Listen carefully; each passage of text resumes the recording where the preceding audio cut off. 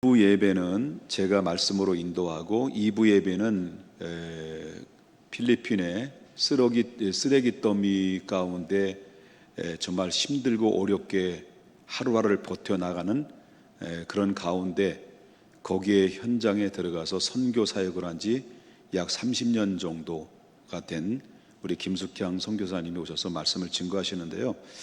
지금도 실시간 예배를 드리고 있지만 이 2부 예배도 실시간으로 예배를 드리게 되는데 1부에 참여하신 분들은 또 집에 들어가셔서 2부에도 실시간으로 그 간증 및 선교의 비전에 대해서 들으시면 좋겠다 생각이 되고요. 그리고 2부는 한국에서도 이미 많이 알려주셔서 필리핀의 무기수라고 하는 조직 폭력배의 가장 무서운 그런 세계 속에서 활동했던 사람과 남편을 맞이했습니다. 필리핀 현지인과 현지인인 남편을 맞이해서 15년 살고 3아이를 낳고 교통사고로 돌아가시고 이제 홀로 남아서 지금까지 사역을 감당하시는 분인데요. 여러분 많이 2부 예배 때도 영상으로 실시간으로 동참을 해주시고 끝없이 기도해 주셨으면 좋겠습니다. 개인적으로는 제 동기동창입니다. 나이도 똑같고 그리고 나보다 공부를 조금 더 잘했습니다. 뭐 이런 걸 왜 이런 얘기를 하는지 모르겠습니다. 자, 오늘 본문에 나오는 말씀을 중심을 통해서 함께 은혜를 나누고자 하는 것은 추수감사절을 맞이하는 우리의 태도라고 하는 제목을 가지고 함께 은혜를 나누고자 합니다. 우리가 세상에 살아가는 사람들 중에서 여러 계층의 사람들이 있고 성격도 다르고 삶의 방식도 다릅니다. 사람은 세 종류의 사람들이 있다라고 하는 겁니다. 감사에 대해서 이야기를 한다면 첫 번째는 기쁜 일이 있어도 감사할 줄 모르는 사람이 있고요. 두 번째는 기쁜 일이 있을 때만 감사하는 사람이 있고요. 그 다음에 세 번째는 기쁘나 즐거우나 괴로우나 힘들거나 언제나 변함없이 감사하는 생활을 하는 사람이 있다라고 하는 것입니다. 성경을 보게 되면 이스라엘 남자 성인이 되면 하나님의 명령을 합니다. 1년에 3차례씩 3대 절기를 여호와께서 지정하는 중앙 성소에 와서 하나님 앞에 감사의 절기를 드리라고 하는 명령을 내리십니다. 그래서 이스라엘 남자들은 만 20세가 되면 의무적으로 1년에 3차례씩 절기를 지켜야만 했습니다. 성경을 보게 되면 바로 이제 그런 오늘 본문에 나오는 말씀 중심을 통해서 저는 함께 은혜를 나누고자 하는 것인데요. 성경의 오늘 그 말씀은 출애굽기 23장 14절에 보니까 아주 강력한 명령입니다. 그냥 명령이 아니라 강력한 명령인데 너는 매년 3번 내게 뭘 지키라는 거죠? 절기를 지키라 라고 말합니다. 우리 교회는 매년마다 11월이면 추수감사주일로 지킵니다. 다음 주일은 추수감사주일입니다. 이 추수감사주일을 일주일 앞에 두고 우리 추수감사주를 어떤 마음의 자세로 준비해야 되는지라고 하는 이 마음을 가지고 이 추수감사주의 의미를 우리가 깊이 다시 한번 묵상하고 되새김질하는 기회가 됐으면 하는 것입니다. 그러기 위해서는 우리가 추수감사절을 이해하기 전에 먼저 하나님이 왜 추수감사절을 뿐만 아니라 3대 절기를 지켜야 되느냐라고 하는 3대 절기에 대한 의미를 먼저 깨닫는 것이 중요하다라고 생각이 돼서 3대 절기의 중요한 의미에 대해서 오늘은 말씀을 통해서 함께 생각을 하려고 합니다. 첫 번째는 하나님의 3대 절기 중에서 명령을 하신 것은 유월절을 지키라고 하는 명령입니다. 자, 유월절은 오늘 본문의 유월절에 대한 말씀은 오늘 본문에 함께 읽었던 말씀 그 전절을 보게 되면 1절부터 8절에 소개하고 있다라고 하는 것입니다. 늘 지금까지 출애굽기에 나오는 말씀을 들어서 아시겠습니다만은 이스라엘 백성들은 430년 동안 애굽에서 종살이를 하며 살아왔어요. 그래서 하나님께서 그 고통의 소리를 하나님이 보시고 미디안 광야에서 이미 훈련시키고 준비시켜 놨던 모세를 이제 이스라엘 백성들을 애굽에서 해방시키기 위해서 바로 왕에게 모세를 보냅니다. 그리고 모세에게는 그 말씀을 받아가지고 하나님의 명령을 바로 바로 왕에게 전달하죠. 내 백성을 보내시오. 그들이 하나님을 섬기게 될 것입니다. 이것은 하나님의 명령입니다. 좋은 말할 때 보내십시오 라고 이렇게 명령을 하달을 하죠. 여러분이 알다시피 바로는 어떤 사람입니까? 그때 당시에 애굽의 태양의 아들이 아닙니까? 한마디로 말하자면 신적인 존재라고 볼 수 있는 것인데, 누가 감히 나한테 이래라 저래라 하느냐라고 해서 마음이 완악하여 오히려 이스라엘 백성들에게 무거운 짐을 더 짊어지게 하고 고통을 안겨주다 보니까 하나님께서 재앙을 10가지의 재앙을 내려요. 바로의 마음을 꺾으셔요. 그래서 첫 번째부터 시작해서 9번째 흑암이라고 하는 재앙을, 지난번에 말씀드린 것처럼 흑암의 재앙을 하나님이 내려요. 근데 매 때마다 재앙을 만나는 바로의 반응은 마지막 전해인 9번째 흑암 재앙을 만났을 때는 정말 금방 잘못됐다라는 것을, 자기의 죄인이라는 것을 고백하고 회개하는 것 같았는데, 이 모든 문제가 다 하나님의 은혜로 거쳐지니까 이 바로의 마음이 또 완악해 가지고 하나님의 말씀을 거절을 하죠. 하나님의 명령을 거절합니다. 이게 바로의 마음이라는 것이죠. 그래서 하나님께서 마지막 10번째의 재앙인 바로 이 재앙을 예고를 하십니다. 그 재앙을 예고를 하시는데, 그것은 바로 이제 뭐냐면 이스라엘 백성들이 먼저 이스라엘 백성들에게 4일 전부터 어린 양 수컷, 다시 말해 흠이 없는 어린 양 수컷을 잡아서 그 고기와 쓴 나물과 그리고 누룩 없는 빵을 먹도록, 급히 먹도록 하나님께서 4일 전부터 이스라엘 백성들에게 명령을 내립니다. 그래서 그리고 난 다음에 마지막 날, 애굽 출애굽을 하기 전에 마지막 날에 어린 양 수컷, 다시 말한다면 흠이 없는 어린 양을 잡고 그 잡은 그 피, 흘렸던 피 있잖아요. 그 피를 바로 이스라엘 백성들에게 명령하기를, 너희는 속히 좌우의 문설주에 그 피를, 어린 양의 피를 뿌려라. 그리고 예고를 합니다. 그리고 나서 그날 밤 예고한 대로 그 말씀대로 순종한 그 이스라엘 백성들이 어린 양의 피를, 각 가정마다 피를 좌우의 문설주에 뿌렸습니다. 그리고서 그날 밤에 바로 죽음의 사자가 그 각 가정마다 통과하면서 문설주에 어린 양의 피가 뿌려진 가정들은 죽음의 사자가 그냥 지나갔고 보혈을 지나라는 노래가 있는 것처럼 그냥 지나갔어요. 그 대신 좌우의 문설주에 바르지 않은 이스라엘 백성들도 있었겠지만 애굽의 백성들의 가정마다 그 가정의 장자들을 전부 다 죽었어요. 그러니까 장자들이 다 죽어져 나가는 이상을 이미 하나님께서 예고를 했던 거죠. 예고했던 것대로 결국은 이스라엘 백성들의 이외의 애굽의 백성들의 각 가정마다 장자들이 죽게 되고, 그리고 바로의 왕의 장자들도 죽고 신하대 왕들의 장자들 다 죽었어요. 이런 상황에서 결국은 그 사이에 하나님께서는 이스라엘 백성들을 급하게 애굽에서 빠져나오도록 해가지고 그 이후로부터 40년 동안 이스라엘 백성들을 광야에서 머물게 하다가 드디어 40년이 지난 후에 약속의 땅 가나안 땅으로 들어가게 된다는 거죠.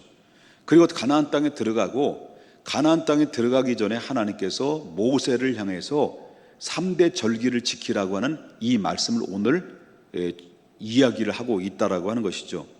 그래서 이 매년마다 모세를 통해서 드렸던 말씀은 3대 절기를 지키는데, 그 중에 첫 번째 절기를 제가 소개해드린 것처럼 6월절의 절기를 지키라고 하는 것입니다. 그러면 그때부터 매년이 되면 바로 6월절을 지키는데, 이 6월절을 지키라고 하는 의미가 뭐냐, 왜 지키라고 하는 이유가 뭐냐라고 할 때 12절을 보게 되면 6월절을 지켜야 되는 이유, 6월절뿐만 아니라 3대 절기를 지켜야 될 이유를 이야기를 하죠.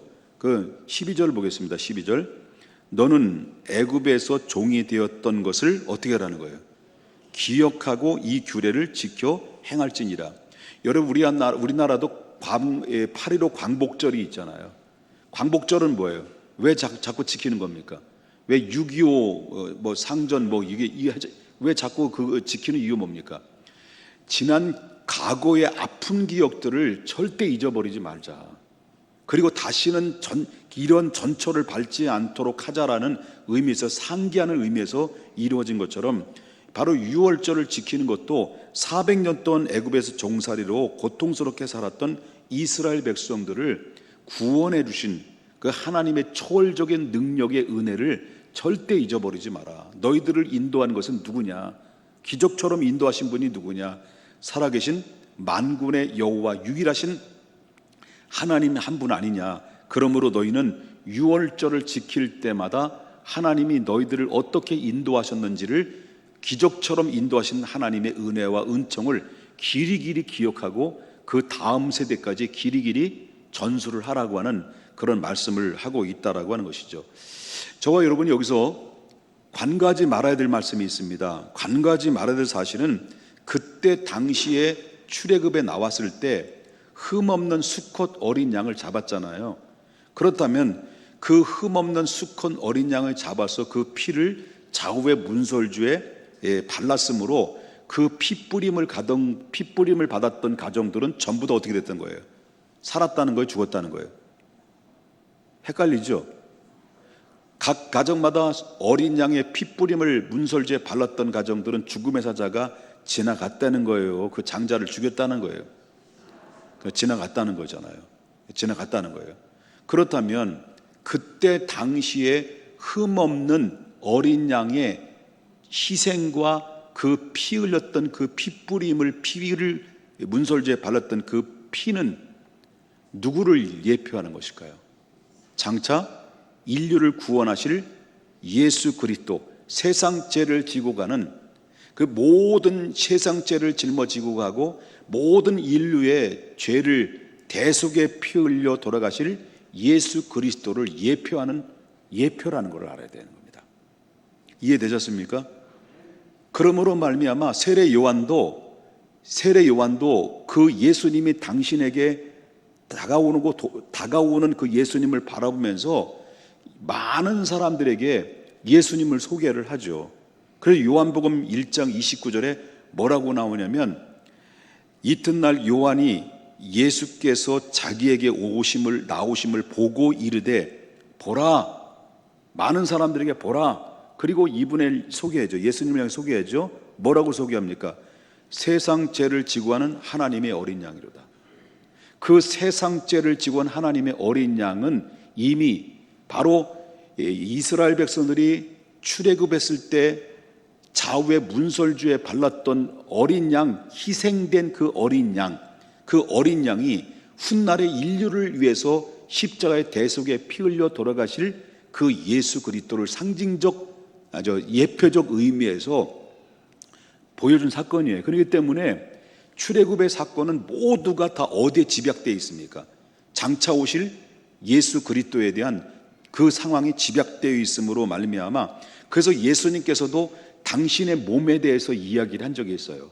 예수님께서 여러분 유월절을 지키기 바로 전날 밤에 제자들을 전부 다 불러 모아놓고, 그리고 이제 마지막 만찬, 죽기 전에 마지막 만찬을 베푸시면서 예수님께서 제자들에게 떡을 나눠주고 포도주를 나눠줘요. 그러면서 하시는 말씀이, 이것은 내가 너에게 주는 살이고 너에게 내가 흘려야 될 피다.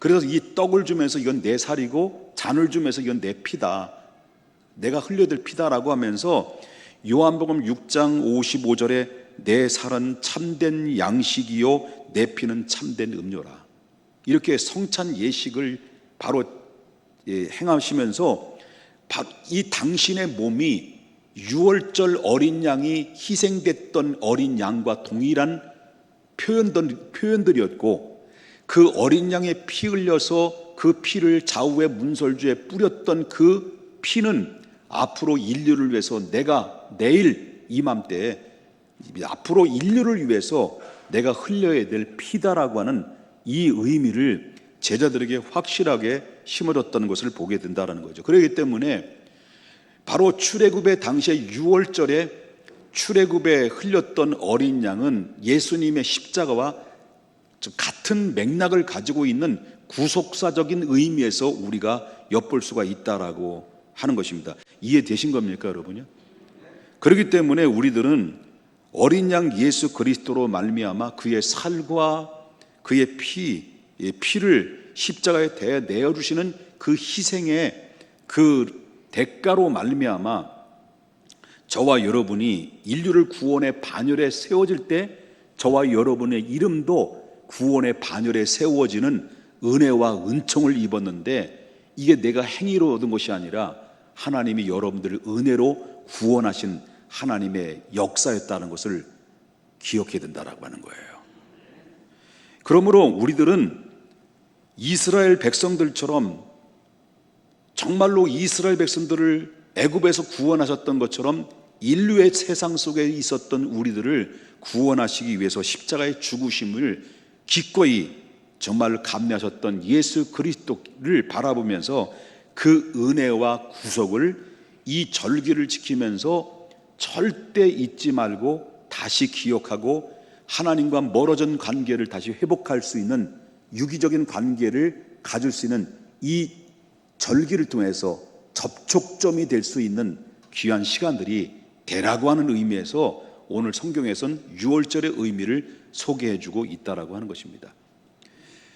또 두 번째는 절기를 지키라는 명령 중에서 두 번째는 77절입니다. 다시 말한다면 이것을 가지고 뭐라고 말하냐면 오순절, 맥주절 이렇게 이야기를 해요. 자, 그러면 이 77절의 의미를 좀 맥주절, 다시 말한다면 그 77절의 의미를 보겠습니다. 자, 6절 말씀부터 12절을 보겠고요. 어떻게 지키는지. 자, 7주를 셀지니 곡식의 낫을 대는 첫날부터 7주를 세워 내 하나님 여호와 앞에 77절을 지키되 내 하나님 여호와께서 내게 복을 주신 대로 어떻게 하라는 거예요? 내 힘을 헤아려 자원하는 멀들이라고요. 예물을 드리고 너와 내 자녀와 노비와 내 성중에 있는 레위인과 및 너희 중에 있는 객과 고아와 과부와 함께 내 하나님 여호와께서 자기의 이름을 두시려고 택하신 곳에서 내 하나님 여호와 앞에서 줄구할지니, 그 다음에 12절에 너는 애굽에서 종이 되었던 것을 기억하고 이 규례를 어떻게 하라는 거예요? 지켜 행하라 라고 하는 것입니다. 자, 77절은 뭐냐? 맥주절을 얘기했잖아요. 맥주절. 우리 맥주절을 지키지만은 6월절, 아까 좀 전에 소개했던 6월절의 축제 기간 중에 보리의 첫 수확을 한 단을 가지고 하나님 앞에 요제로 드립니다.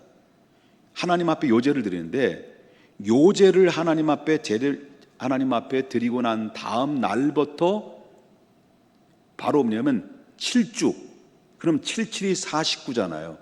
49일이 지난 다음 날 50일째 되는 날, 그날은 딱 한 날로 하나님 앞에 드리는 거예요. 한 날을 50일째 되는 날. 그래서 그걸 가지고 뭐라고 말하냐면 오순절이다 이렇게 얘기해요. 오순절. 그럼 맥주절이다 이렇게 말합니다. 그럼 맥주절이 되는, 즉 오순절이 되는 날은 온 백성이 성회를 선포해요. 온 백성이 성회를 선포하고 일제히 노동을 금합니다. 그리고 소제와 함께 번제와 그리고 속죄제를 하나님 앞에 드리고 누르기 든 그 떡 있죠. 이 떡을 2덩이를 요제로 드립니다. 그리고 나서 각종의 수확물을 그 첫 열매를 하나님께 바친 다음에 비로소 바로 이웃의 형제들, 가난한 사람, 고아와 이런 모든 사람들을 함께 모여서 음식을 배불리 먹어요. 그리고 난 다음에 음식을 다 먹고 난 다음에 어떤 일이 벌어지냐면, 그때부터 남자들은 시편 113편부터 118편까지 나오는 할렐시를 그들은 바로 고백하고 선포하면서, 그리고 거기에 음악에 맞춰 악기에 맞춰 춤을 추고, 그리고 하나님께 감사와 기쁨의 노래를 불렀다고 하는 거예요. 이게 바로 뭐냐면 맥주절에 있었던 일이에요. 그래서 오늘날 우리 교회에서 맥주절을 지내게 되면 바로 예배를 통해서 하나님 은혜 받고 끝난 다음에 이제 바로 뭐냐면 모든 악기들 있잖아요. 집에 있는 아코디언, 또 피리 있는 악기를 다 하면서 함께 모여서 막 춤을 추고 축제를 벌이고 그리고 음식을 나눠 먹고 이렇게 해야만이 정상인데 뭐 이렇게 뭐 의자에 다 가로막혀 가지고 뭐 춤을 출 수 있습니까? 왜 그들은 그렇게 했습니까? 하나님이 우리에게 베푸신 은혜가 너무 귀하고 귀한 은혜이기 때문에 그렇다는 거예요. 아멘입니까? 오늘날 성도들이 역시 77절은 그 정신만큼은 우리는 계승해야 된다. 꼭 77절을 다시 말한다면 맥주절을 그날을 정해서 오늘날 한국 교회가 그걸 그대로 지켜라는 말의 의미가 아니에요. 바로 이미 6월절이든 오순절이든 그리고 또한 초실절이든 이 모든 것들은 예수 그리스도를 통해서 완전히 완성하신 거예요. 그러나 그때 당시에 하나님 이스라엘을 어떻게 인도하셨고 오늘날 우리를 어떻게 인도하셨는지라는 그 3대 절기의 정신만큼은 우리가 계승하는 게 중요하다는 의미를 다시 한번 상기할 수가 있다라고 하는 것입니다.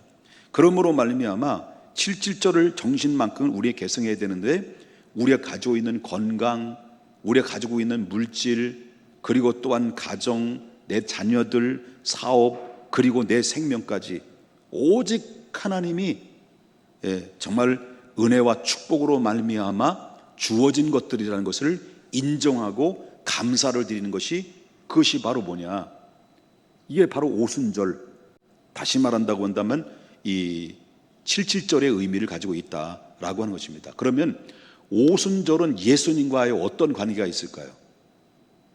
오순절은 다 77이 49가 지난 다음에 50일째 드리는 것이다라고 했죠? 예? 들으셨습니까? 이해되셨습니까? 77이 뭐라고요? 49. 그 다음에 다음날 뭐 드린다고? 예, 오순절 드린다. 그러면 성령은 언제 임하셨을까요? 초대교회 성령 강림이 언제 임하셨을까요? 예수님이 여러분 6월절에 돌아가시고 그리고 3일 만에 부활하시고 부활하신 다음부터 77이 49가 지난 다음에 50일째 되는 날 누가 임했어요? 성령께서 임했어요. 이 모든 구약에서 이루어졌던 것들은 예수님이 오셔서 다 성취된 사건과 맞물려 있다는 것을 알아야 돼요. 그래서 오순절 그러면 뭘 의미했을까요? 성령 강림 사건. 여기에 연결되어 있다는 것을 우리가 보게 됩니다. 얼마나 신묘망측하지, 뭐라 그래요? 신비로운 그런 모습을 우리가 볼 수 있잖아요. 성경은 구약에서 이야기했던 것이 예수님을 통해 신약에서 성취됐고 마지막 말세에 살아가는 사람들은 예수님의 재림의 사건 앞에 우리가 지금 놓여 있다는 것을 기억해야 된다는 것입니다. 마지막으로는 뭐가 있을까요? 3대 절 중에서 추수감사, 초실절, 이제 그 얘기를 명령을 오늘 본문에서 얘기하고 있어요. 이 13절부터 17절에 나오는 말씀인데요. 자, 초실절이 뭐냐? 한 해 동안 농사를 마무리를 져요. 그리고 모든 마무리를 짓고 모든 수확된 것들을 어디에 저장할 거예요? 창고에 전부 다 저장을 해요. 일단 창고에 딱 저장을 하고 난 다음에 그리고 그 모든 수확물들을 이것은 이 모든 우리에게 허락했던 우리가 소유하고 있는 모든 수확물들은 오직 하나님의 크신 은혜로 말미암아 주어진 것이라는 것을 믿고 감사로 고백하는 가운데서 예물을 드리는 겁니다. 이게 바로 이제 초막절의 의미를 가지고 있다는 거죠. 그런데 그들은 초막절이 되면 어떻게 됩니까? 일단 초막절이 되면 일단은 이스라엘 백성들은 각 가정에서 집에 나와요. 뭘 들고 나오냐면 짐을 싸들고 나와요. 그리고 2주 동안 2주 1회죠. 1회 동안 바로 2주 동안 밖에 집을 나와서 텐트를 야외에다 쳐요. 그리고 야외에 치면서 야외에서 일주일 동안 그 안에서 생활하면서 그 2주 동안 그 생활하면서 바로 그들은 뭡니까? 거기서 음식을 먹고 그리고 거기에서 머물며 추수감사절을 지켜요. 이게 바로 그 초막절의 의미를 가지고 있습니다. 그들은 추수감사절을 초막절을 지키는 이유가 뭐냐? 왜 집 밖에 나와서 텐트를 치면서 그들은 그 안에서 머물면서 바로 초막절을 지키는 이유가 뭐냐? 그들은 자기 조상들을 생각하는 거예요. 자기 조상들이 40년 동안 천막 안에서, 광야에서 천막 안에서 생활을 하면서 하나님께서 그들은 40년 동안 있으면서 이스라엘 우리 조상들은 농사도 짓지 않았는데 매일매일처럼 하나님께서 기적처럼 만나를 내려주셔서 그들은 만나를 먹고 살았어요.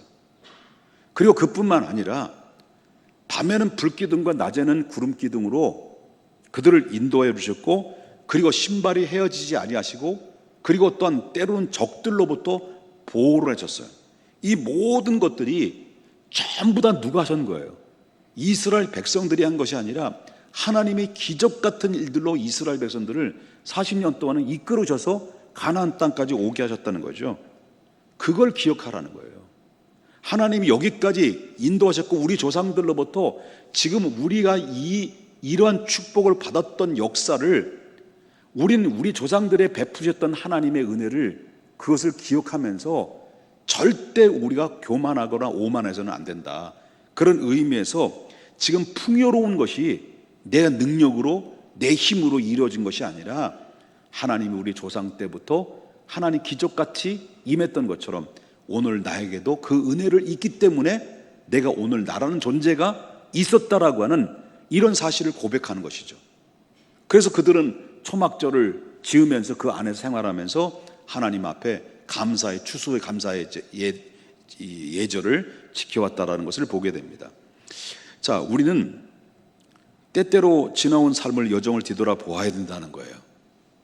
그렇기 때문에 우리의 힘들고 어려웠던 그 시절에도 하나님은 언제나 어느 때나 항상 함께해 주셨던 그 은혜의 손길을 저와 여러분이 기억한다고 하면, 이 사실을 믿고 있다고 한다면 우리는 어찌 하나님 앞에 감사를 드리지 않을 수가 있겠습니까?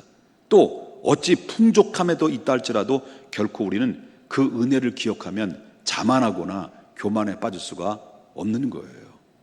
저 개인적으로 볼 때는 35년 동안 목회 길을 왔어요. 그리고 교회도 한 교회에서 교회를 섬길 수 있었고, 그리고 교회 안에는 정말 힘들고 어렵고 먹을 양식도 없었고, 그리고 수없이 가난에 시달리는 가운 시절도 보냈고, 지하에서 날마다 바퀴벌레와 싸우면서 7년 동안, 사택에서 7년 동안 생활한 적도 있었고요. 이런 가운데서 지금 오늘날 하나님의 은혜로 지금 여기 강단에 서고 아름다운 성전을 건축하게 되고, 그리고 나에게 정말 좋은 믿음의 동력자들을 만나게 됐고, 저와 여러분이 함께 하나님 나라를 바라보면서 천국의 시민권자들이 함께 모여서 소망 가운데 살아갈 수 있다는 것은 이건 내 능력이 아니라는 거예요. 하나님의 은혜였다라는 거예요. 그러므로 이 은혜를 생각하면 이것은 내가 한 것이 아니라 하나님의 은혜고 하나님의 인도하심이고 하나님의 이끄심이 있었기 때문에 가능했다라는 이 마음을, 감사한 마음을 가지고 있으면 우리는 절대로 교만할 수가 없는 거예요. 내 건강도 내게 아니에요. 물질도 내게 아니에요. 내 가정도 내게 아니에요. 하나님이 주신 거라는 것을 믿는 거예요. 그러므로 하나님 앞에 감사해야 된다는 거예요. 지금까지 3대 절기에 대해서 시간이 있으면 하루 종일 여러분과 저가 말씀을 나눌 수 있어야 될 텐데, 짧은 시간에 여러분들이 3대 절기에서 어떻게 다 설명을 할 수 있겠습니까만은 개념적인 문제만 여러분들에게 말씀을 전했습니다. 그렇다면 3대 절기의 공통점이 있어요. 공통점이 특징이 있어요. 그 3대 절기는 바로 뭐냐면 하나님의 구원과 하나님의 은혜를 베푸신 사랑, 하나님의 구원과 은혜와 사랑, 이것을 기억하고 이 영원히 기념하라고 하는 의미 속에서 들어져 있다는 것입니다. 여기에는 하나님의 뭐가 있다는 거죠? 구원과 은혜와 사랑, 이게 바로 이 세 절기 속엔 다 집약되어 있다는 것을 보게 된다는 거예요. 또 한 가지 특징이 있어요. 이 3대 절기는 전부 다 누구를 예표하고 있는 거예요? 3대 절기를 지키면서 누구를 예표하고 있는 거예요? 예수 그리스도를 예표하고 있다. 그래서 유월절 흠없는 어린 양은 뭘 말합니까? 예수 그리스도의 십자가의 희생을 이야기하고 있고, 그 다음에 바로 오순절이라고 하는 것은 예수님의 부활과 이후로부터 50일째 된 날 성령 강림 사건으로 교회가 태동이 되는 일이 벌어졌고 예수 그리스도에서 이루어진 것이죠. 그 다음에 바로 초실절은요, 다시 오실 예수님이 바로 우리를 믿는 그리스도인들 전부 다 끌어올려서 영원한 혼인잔치에 우리가 들어가는 영광을 맞이할 소망을 우리에게 보여준 사건이기 때문에 전부 다 바로 이것은 예수 그리스도에게 집약되어 있다는 것을 우리가 보게 된다는 것이고요. 그리고 여기에 또 한 가지 마지막으로 특징적인 게 있습니다. 3대 절기를 지킨 특징 중에서는 이것을 절대 빠지지 않았습니다. 3대 절기 모두가 빠지지 않았던 게 바로 뭐냐? 그것은 바로 신명기 16장 오늘 읽었던 말씀 16절부터 17절에 나오는 말씀이죠. 너희 가운데 모든 남자는 1년에 3번 곧 무교절과 칠칠절과 초막절을 내 하나님 여호와께 택하신 곳에서 누굴 뵈려는 거죠? 여호와를 뵈러 올 때는 어떻게 하라는 거예요? 빈손으로 여호와를 뵙지 마라, 그런 거예요. 빈손으로 오지 말라는 거예요. 예를 들어서 맥주감사절도 지키고 추수감사절도 지키는데 우리가 하나님 앞에 그 정신을 계승하며 감사하며 하나님 앞에 예배를 드릴 때 빈손으로 하나님 앞에 오지 마라, 그런 얘기예요. 다시 말한다면 하나님 앞에 감사할 때 가볍게 여겨, 하나님 은혜를 너무 가볍게 여겨서 대충 하나님 앞에 감사 예배를 드리지 말라는 거예요. 이 의미예요. 제가 여러분들에게 뭘 얘기하는 거냐면 헌금하라는 얘기예요. 헌금을 어떻게 하라는 거예요? 많이 하라는 거예요. 어떻게? 1년의 감사를 드리라는 얘기예요. 너무 화끈하죠? 그런데 1년의 감사를 드리는데 우리는 어떤 수준을 드립니까? 비가 오나 눈이 오나 바람이 부나 하면서 1년 365일 드리는 수준은 똑같아요. 30년 전부터 20년 전부터 10년 전부터 드리는 것이 똑같아요. 수준이. 그럼 믿음의 수준이 어딘가를 다 볼 수 있는 거예요. 여러분, 빈손으로 오지 마라, 빈손으로 드리지 말라는 거예요. 그 다음에 뭐랍니까? 굉장히 중요한 얘기를 17절에 이 얘기를 해요. 각 사람이 내 하나님 여호와께서 뭐대로 주신 복을 따라 어떻게 드리라는 거예요? 힘대로 드려라. 힘껏 최선을 다해서 하나님 앞에 드려라. 이것이 이스라엘 백성들에게 명령이에요. 세 차례는 반드시 최선을 다해서 하나님 앞에 최고의 감사로 드려라, 물질로 표현하라, 그런 의미를 가지고 있습니다. 여러분 16절에 보게 되면 빈손으로 여호와를 뵙지 말라고 했는데 지난 1년 동안 지켜주신 하나님을 뭘로 하라는 거예요? 물질로 표현하라는 거예요. 그럼 과연 그 지난 1년 동안 나를 지켜주신 하나님의 은혜를 물질로 표현한다고 한다면 과연 여러분 물질로 표현한다면 어느 정도 될까요? 여러분 성경은 없어요. 기준은 없어요. 그런데 그때 당시에 이스라엘 남자들이 중앙성소에 하나님 앞에 제사를 드리러 올 때는 빈손으로 오지 않았다고 그랬어요. 그럼 뭘 들고 왔을까요? 부유한 사람들은 뭘 들고 왔을까요? 1년의 제사를 드리기 위해서.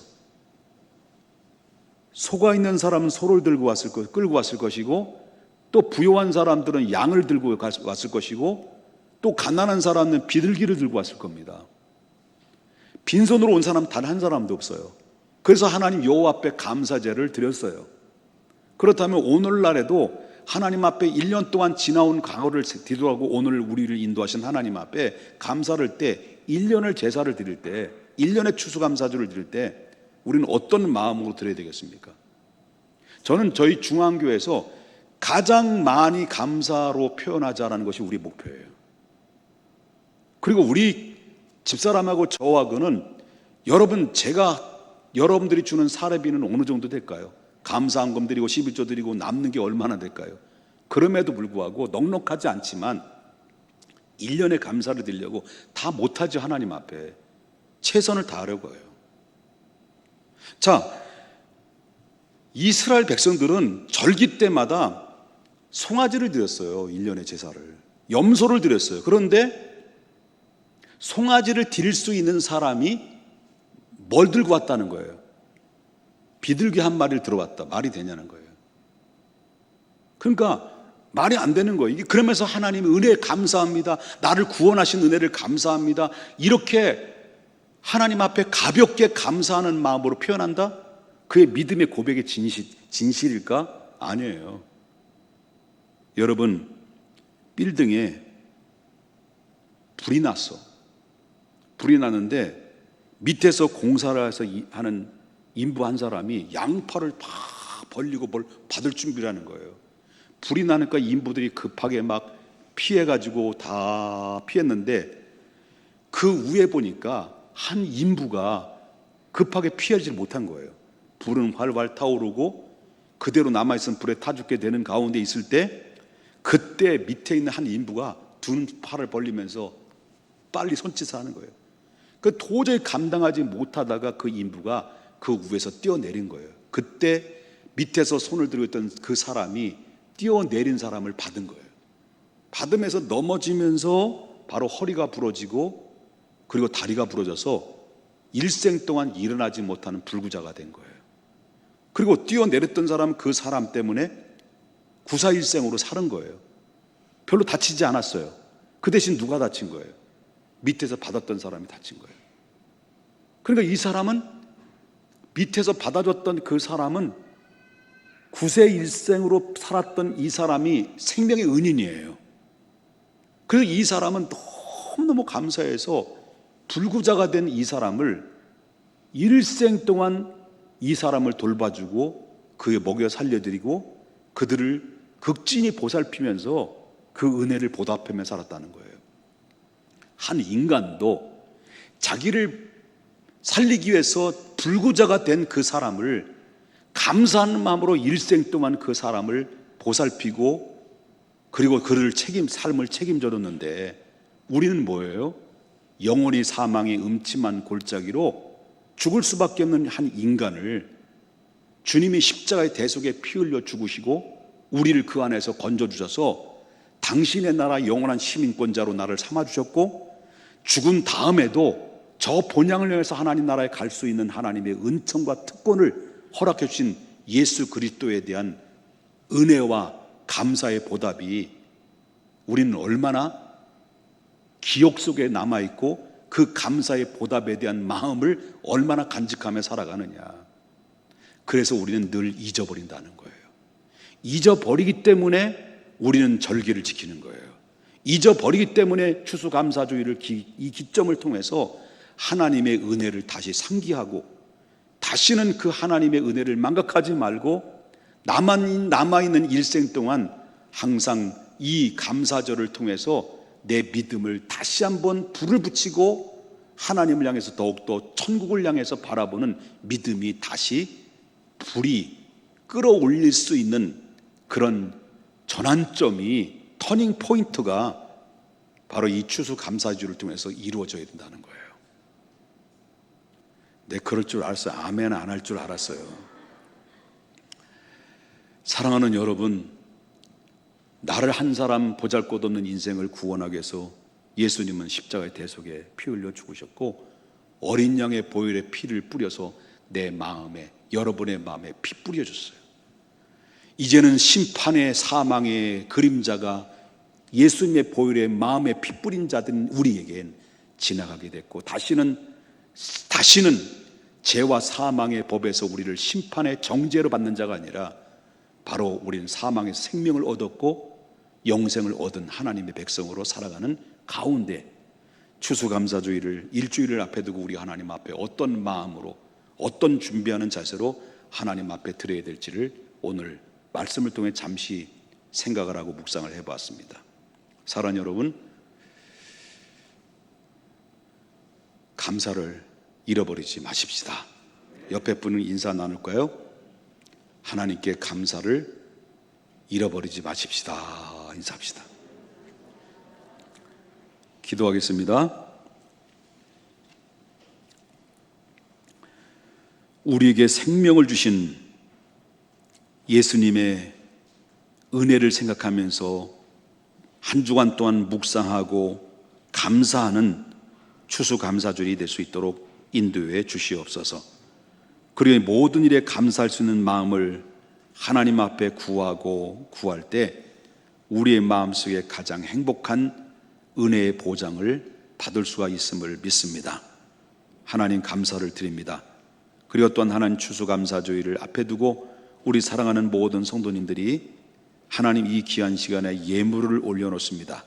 감사 예물과 10의 1조와 또한 하나님 또한 선교 예물과 각종의 하나님 마음의 감동이 되어 드려진 예물이 한 분 한 분마다 믿음이 들어있고 포함되어 있는 고백이 있습니다. 하나님께서 기억해 주시고 하나님의 차별화된 은혜와 은총과 축복을 덧입혀 주시옵소서.